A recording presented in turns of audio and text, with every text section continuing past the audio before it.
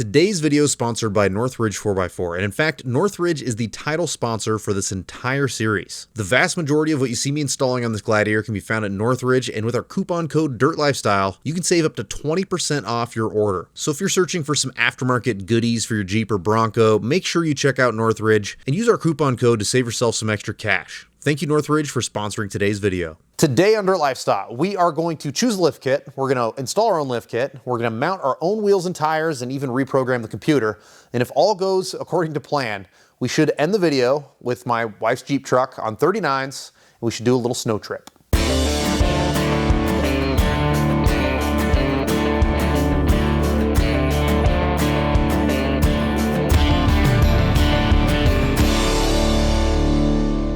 The newest iteration of Jeep JLs and JTs are by far the easiest 4x4s to modify ever.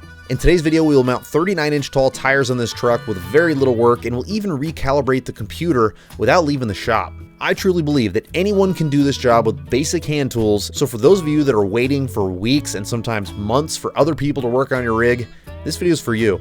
The very first thing I want to do in this video is assemble all of our wheels and tires. For the wheels, we're using a set of Hutchinson bead locks. These are dual bead locks, and they're true dual bead locks. So it's going to sandwich the inner bead and sandwich the outer bead to make sure that we can run ultra low tire pressure and not worry about the bead walking off. Because this is my wife's daily driver, which, by the way, these are DOT approved.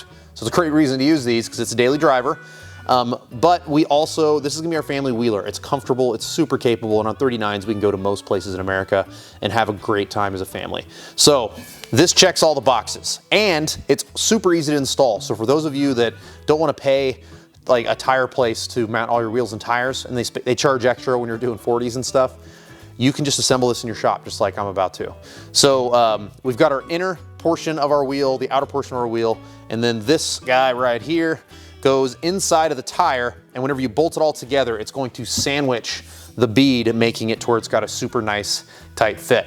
We have TPS sensors on this rig, and I want to keep those. I don't want to tune those out because there's some pretty cool features that the Gladiator has, where if you're airing down, you can preset what PSI you want to air down to, and it'll honk the horn when you get there. So I want to maintain those kinds of features, so we're going to run the TPS sensors. These bead locks come with a little special bracket that makes it to where you can install the TPS sensor like in the middle. This is the way they recommend to do it. I found it difficult to do it this way. So it's really difficult to pull this through, and I couldn't do it. So what I did is I actually came up with an alternative idea over there on the vise, where I was able to use a different style of valve stem installer. I installed the valve stem, and then I put the valve stem and bracket on the middle of this jammy, and then I was able to just screw our TPS sensor on top of that. So anyway, I've got a wheel that is let me grab this guy real quick. Just to make this quicker, I pre-assembled some of this, and this is a 39-inch BFG KO2. I didn't know they made an all-terrain this big, so I was pretty pumped to see it because, again, I like these tires. I've used them on other rigs, and I wanted to make sure that it's something that's road-friendly. You know, it's my wife's daily. We're gonna be using it off-road, and the KO2s are decent off-road as long as you're not using them as a mud tire. And I think that these are gonna work really good for application. And being so big, there's a huge advantage there whenever you're off-road. So anyway, let me move this guy. I think what I want to do, because we have an O-ring to install, is I want to install the tire over this guy. So all my buckets are full of oil. So what I did is, this is like a portable fire thing. Don't judge me. I'm just using what I got. And I think that this should work pretty good. So we'll see. You're seeing me test this out in real time here. So we install our O-ring, and this O-ring is going to be our sealing surface between the two halves of the wheel. And as I was a plumber before I was a YouTuber for 15 years, and all right, make sure that's good and clean. One part of being a plumber is you actually mess with O-rings quite a bit. And the secret to O-rings is you want to make sure you don't ever roll it into the groove. You want to stretch it into the groove. And I would be willing to bet we are going to need to add a little bit of soapy water to make sure that we don't have any sort of binding or anything like that. Wow, well, this is frustrating. O-ring is just slightly small. Oh boy. God, can't roll it. There we go. Okay. I always like to make sure that O-rings are well lubricated whenever you assemble stuff like this in order to make sure you have a really good seal. So this is just soapy water. When I do soapy water for wheels and tires, I mean, this is a lot of soap. Probably more than most people would use. But again, I like all this stuff to slide together relatively easily. I don't feel any dirt on the O-ring, so I am comfortable with that. So now I've got to try and huck this 39 up here.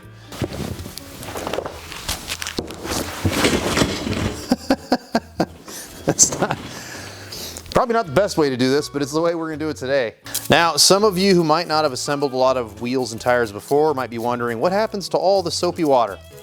Doesn't matter, it's just soapy water. It doesn't hurt anything. This is rubber. It's more than willing, or it's more than capable of handling a little bit of soap on it. But I've never had any soapy water come out, so this is how I do it. Make sure that this surface is clean. I feel zero grit. I always like to use my hands to figure out how clean something like this is, because you can feel if there's any dirt on there. We got nothing. That feels great.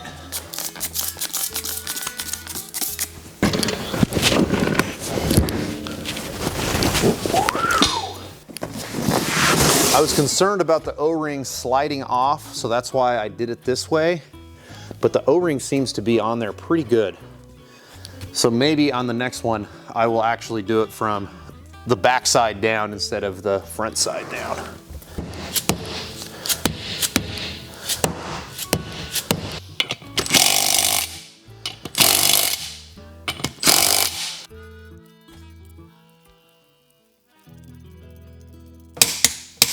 Now we're going to torque all these down to 100 foot-pounds, and then we can fill it full of air, and we got 4 more of these to do. This is actually super fast. I'm very surprised at how fast all this went together. I guess I shouldn't be surprised. I would say if it was you and a buddy doing it, you could do each one in like 10 minutes. I mean, this is really, really a quick process. So let me get all these torqued down. We'll fill it full of air, and then we'll do 4 more. Mounting all 5 wheels and tires only took me a couple hours. This was a really quick process, but to be completely honest with you, if I was going to do all this over again, I would do what my friends and I used to do. We'd do a beadlock party. I'd call some buddies, have a couple cases of beer ready, and have this work divvied up between a couple of different people. Because when you're working with tires this size, it starts to feel a little bit more like a CrossFit session and a little bit less like working on your truck in your garage. But at the end of the day, I got the job done quick, and so now I can move on to the next task. Check out all that 39-inch rubber. So pumped. My wife's ultra pumped too. So let's talk about lift kits. And this next little bit of information is for those of you that are brand new and maybe you're picking out your first lift kit. You're just kind of curious how people pick out lift kits, and I will give you what my recommendations are. My recommendations are, especially with this truck, if you are under a 4-inch lift, you don't really need to go with a long arm. With something like that TJ over there, honestly, I would recommend long arm anything over a 2-inch lift, personally, because the arms are way shorter than these, and you make huge sacrifices in ride quality when you go much higher than that. And this is coming from someone who built that all the way up to a 6-inch lift with a short arm, and I got to see little by little how much it changed the ride, and it was horrible. But these arms are much longer than old school Jeeps, and so you can get away with this is a 3.5-inch lift from Clayton, and a short arm is all you need. And what's beautiful about a short arm is it's so easy to install, as you guys are going to see. I'm taking this snow wheeling tomorrow, and I'm going to film a video and install a lift kit before we go. So that tells you how easy this is. If you want to upgrade to a long arm, I would only do it if, it's because you're going to like a 5-inch, a 6-inch, and taller lift. And because of the problem is, the higher you lift this, the steeper this angle gets, and it's going to make a huge difference on your ride quality. I actually have a video that I'll link at the end of this one where I break out the lasers and I show you exactly what the differences are and why that's a problem to go too tall with a short arm. But anyway, if you are going to buy a short arm like I did here, you need to make sure that every single one of these arms has adjustment. And the adjustment that I'm talking about is this joint right here.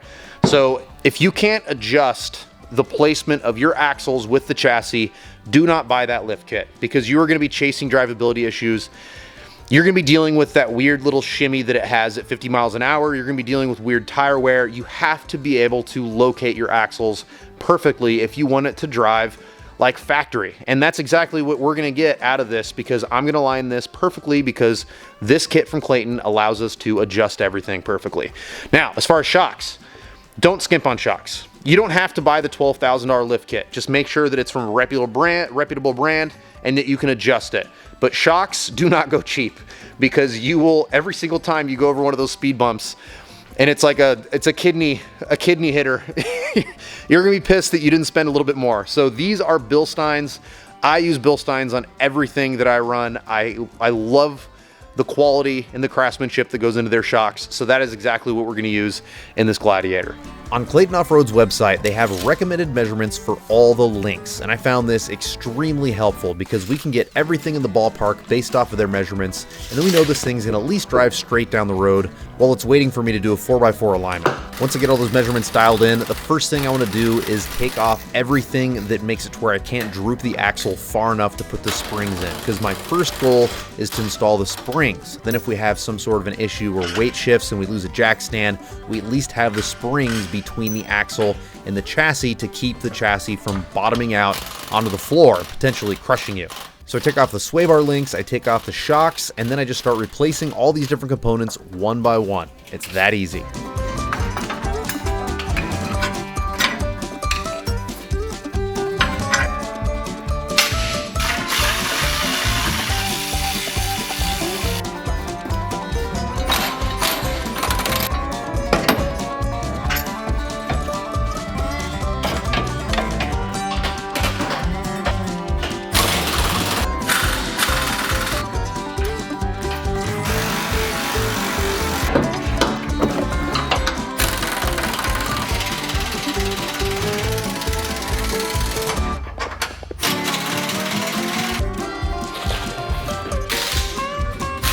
The front suspension is just as easy as the rear. You remove the stuff that is necessary to allow you to droop the axle down far enough to put the springs in, and then you just replace everything that you need to. This was all going way too smooth. We've got a little bit of a problem under here. Let me show you. This is gonna be very difficult to see, and so I'm gonna apologize in advance. But there's basically like a captured nut on this side that has a little bracket welded to it. On the inside, this is where the bolt is. And on the diesel, which is what we have here, you can't take the bolt out. It's so silly. You know, and there I was bragging about how easy it is to work on Jeeps. The solution is easy, actually. For those of you that are watching that might have a diesel Jeep and you're looking at doing a lift kit, here's what you need in order to remedy this situation. So this is the bolt, and right behind this bolt is that down pipe with a whole bunch of super expensive emission stuff that makes sure you can't pull this out. So what we're going to do is we're going to undo the bolt. We're going to take it out. This is what it looks like on the other side. And this is like, this basically goes up through the frame. This is a pretty common thing nowadays. Anyway, we're going to undo that. We're going to cut that bolt off with a Sawzall, and then we are going to flip these around. So this is an extra bolt that I found in the back of the shop, excuse me, that happens to be the exact same thread pitch and everything. So for those of you that have a diesel and you want to know, what do I need in order to do this lift kit? Let's see if I can do this with one hand. This is a M12 by 1.25. So buy yourself an extra M12 by 1.25. And it looks like it's about 80. So if you got an 80 millimeter, oh, sorry, wrong one. This is the one off the Jeep. Get yourself an 80 millimeter long one, and then you can cut the factory one off. If you're a normal person, you got 3.6, this is probably not a problem. I imagine this only affects us diesel owners, but anyway, so I'm going to trim down this spare bolt that I had in the back that's going to meet the same dimensions, and then we're just going to invert this. So on the inside of the frame, we're going to use this guy, and then we're just going to take this bolt and we're going to run it through the outside of the frame.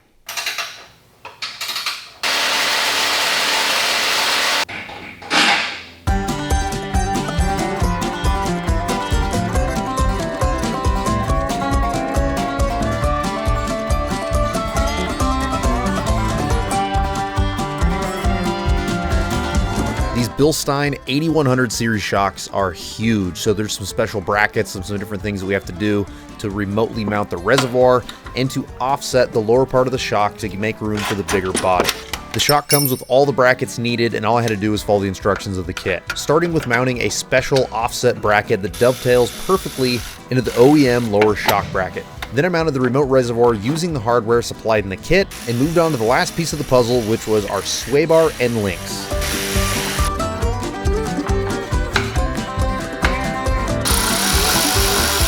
Cutting the sway bar end links to length is not tricky at all. You just make sure the suspension is completely under the weight of the vehicle, so you're going to be at ride height or somewhere close to it.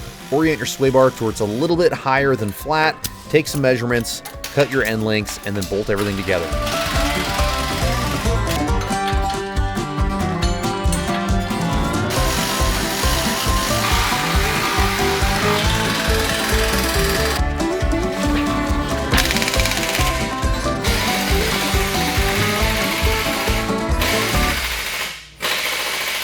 God, that looks so much better. I really like the look of these trucks when you jack them up like this. A 39 is just the perfect tire for this truck, in my opinion. Yeah, I like that a lot. In stock form, I'm not a giant fan of the look of these trucks. Anyway, what's amazing is it's not that much taller than this old J10 on 31s. And with a 3.5-inch lift, boom, we've got 39s. It's so cool how far these trucks have come and how much development has gone into them. So anyway, clearly I need to bleed the rear brakes. What's really cool about all Jeeps, man, they just keep it simple. There's a lot of modern vehicles where you need to energize the ABS pump in order to properly bleed. And from what I understand, these are just old school. I just need to go grab my wife, borrow her foot so she can pump the brake. And I've got a Mighty Vac, and I'll just Mighty Vac any sort of air bubbles or anything out of the back. Then, calibration time. I don't know what I'm doing, but I was told that this is called a taser. This was given to me by Northridge. That's where you can pick these up. And apparently I just peel back the plastic here, I plug it in, and then with some of the the menus on the dash, I can tell the computer what size tire we've installed, and I'll tell it that it's still the stock gearing, and then it'll change the shift points of the transmission to compensate for the larger tires. It'll change the speedometer, and I guess these tasers are capable of a whole bunch of stuff. So I'm going to install this. My wife and I are going to install some car seats, and then we're going to go hit the trails in the morning.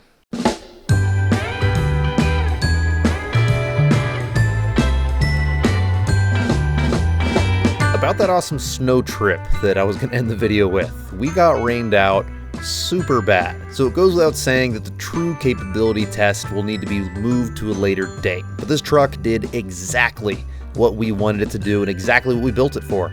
It was a comfortable and reliable means of getting my family out to have fun with other families. We drove a couple hours at highway speeds. Side note, the Gladiator drove beautifully at 75, and we joined some great people on a Christmas tree run. The kids absolutely loved playing in the snow, and I got the satisfaction of an easy job well done. But enough truck talk for one video.